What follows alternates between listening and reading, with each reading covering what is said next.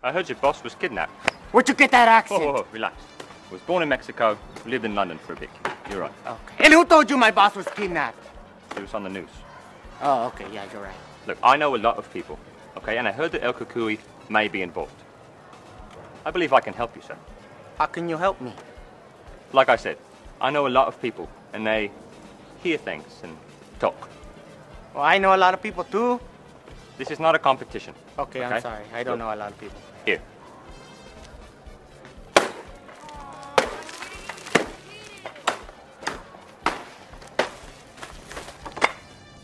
Wait! Who are you? Call me Alfredo, sir. It's time for the return of Batman and Bruce.